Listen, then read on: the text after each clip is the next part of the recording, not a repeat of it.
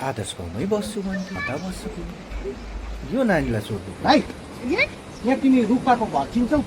यहाँ आदर्श गाउँमै बस्छ अरे मैले अङ्कललाई पुरा धेरै मिठाई खाने पैसा पनि पाउँछ अनि मद्दत पनि के सोचेको रुपा आन्टीको घर चिन्नु हुँदैन तपाईँ आज पाहुना आएको खोइ अङ्कल यता यता कस्तो बाटो नचिनेलाई अगाडि हिँडेर आएको रहेछ यता पाहुनै नआओस् भनेर यति टाढो पो बसेको हो कि आइपुगेन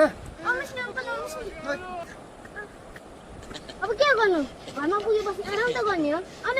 आराम त गर्ने यहाँ ज्यानै जाला जस्तो भइसक्यो अलिक उयो अङ्कल आउनुहोस् उयो छ अङ्कल छिटाउनु नि हौ अङ्कलले पनि हावा तान्दै रहेछ घाममा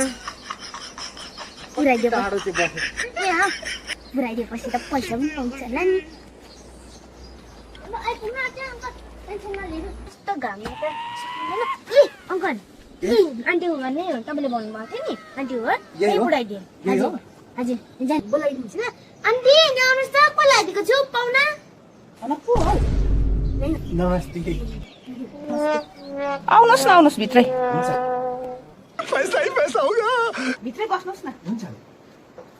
ए आन्टी यसो मिठाई खानु पैसा तपाईँको बहिनीले यत्रो घाममा लगाइदिएको छु दिनुहोस् न तर मिठाई खाने पैसा जो त जिन्दगीमा घरमै नआओस् भने चाहिँ त्यही पाहुना चाहिँ लिएर आएछ कति दिन बस्ने हो कहिले जाने हो हतपत जान्दैन पनि आएदेखि